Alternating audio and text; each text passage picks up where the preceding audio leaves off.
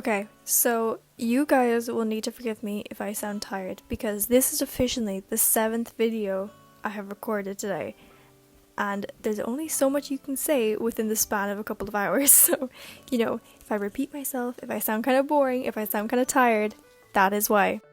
As I said in my last video, I've been watching a lot of Steven Universe, and I actually did start this piece before I started rewatching Steven Universe, but this is Blue Diamond from Steven Universe. She is probably my favorite diamond. Like, I just love her. I loved her since she started the season, and she was like one of the first diamonds we saw, so I was sort of always like captivated by her. And like, obviously I was watching the show like as it was coming out, so seeing her like at the very beginning and like being in those online spaces where everyone like had that same excitement around her was like so crazy. Like, I don't know, if you were like there when like the show was coming out, you will understand what I'm talking about.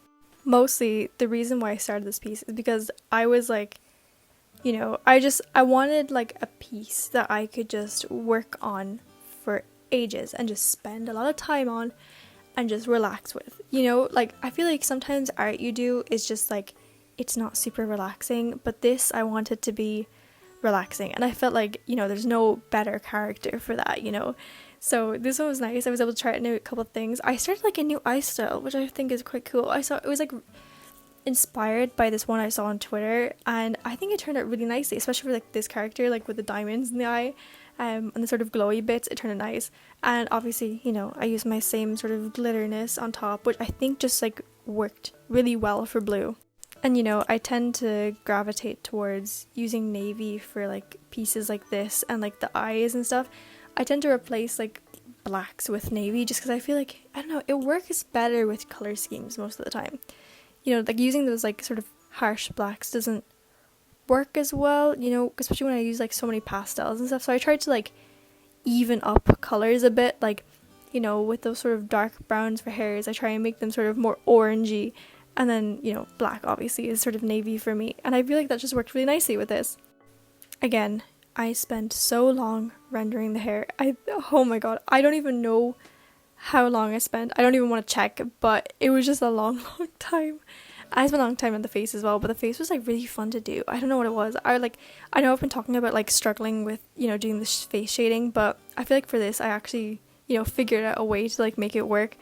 And it was really nice to just like get every sort of single piece perfect, at least perfect in, what I consider to be perfect. So I have spent a while just like, rendering the face, and I was going over all the highlighted bits and all the shaded bits just to make sure they were like perfectly done and like super pretty and super blended, and it turned out really nicely. I think like, you can see in the eye bags here, they were like super pristine almost, and like obviously the glitter and stuff, which I always do, it just worked so well for her. Like, I might just spend my time doing blue diamond pieces more often because she works really well with my style. This is like the first time I had rendered sort of like a gem like this, and I looked up like, things to reference with this, and like the only thing that came up was actual like blue diamond cosplay pieces, so I ended up using like a cosplay gem to reference the shading for this.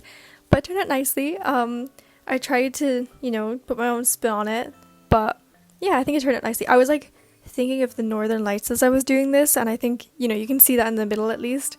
Initially, I had wanted like a really big glow effect from the gem, but because I'm still figuring out Clipsio paint, I like didn't know how to do that, so it just ends up being like a little bit of glow on her chest. But I'm hoping to, just sort of get better at like mini things like that, because obviously by now I have the program like basics figured out, or at least, I hope what I can find from the basics.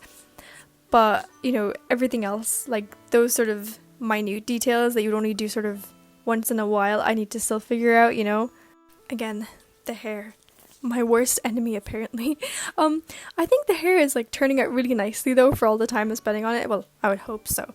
But I don't know if it's necessarily turning out as realistic as I want. I don't know. I think it's still cute, but I do think there's room to improve, which I think will naturally happen, as I'm doing it. I'll like figure out how to blend it better, and I'll figure out how to add in the shadows better, because like hair is like really difficult to do because like there's so many random pieces, but you don't like draw it in random pieces. You draw it as like a big blob and then you figure it out from there. And like that as a concept is actually horrible when you're doing like everything else, because obviously when you're doing art, you know, like you do the eyes and you do the iris and you do like the pupils, and like that is all like very specific steps, and then the hair is just, you know, shaded as a big blob, and like it just doesn't make any sense to me.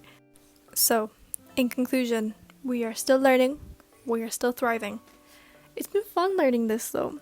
As I always say, I've been enjoying it, you know? It's a rough experience at the start. Like, you know, when I first got the tablet, I was like almost scared to use it. I was like, do I regret this? A little bit, I'm not gonna lie. But, you know, I don't know why I did that, because like, you know, obviously if you're starting off with something that you hadn't used before, it's going to be scary. You just kind of need to like jump over the hurdle and like actually use it, you know? Like you're not going to get better by just like worrying about it. So I like just sort of went in and I like scratched every sort of pen and I used every sort of utensil ever, and it fixed it, you know? Like you can't be scared of stuff like that because you're just never going to use it otherwise. Although that could just be me, like that could just be a me thing, because I am an extreme perfectionist, so like any sort of change in what I normally do is scary, you know? So like doing something like this where I'm changing from a program I know really well, like Procreate, to something that is completely unknown to me and I have absolutely no idea what to do with, it's really scary. Especially with like a new tablet and everything. That was like so overwhelming at the start. But you know what? I don't think I could have done a piece like this on Procreate, and I think that's a good thing. You know, I'm getting better, I'm learning, and I feel like even though I've been drawing for so long, there's still like new things to learn each day. There's still new things to improve on. And like every piece I do, I feel like I'm improving a little bit, and like a little bit at a time goes a long way, you know? I feel like a motivational speaker. Maybe I'm getting a bit tired. It is like 10 p.m. as I'm recording this, so I may just be getting a bit woozy. I'm gonna leave you here, but I will see you tomorrow. Bye bye.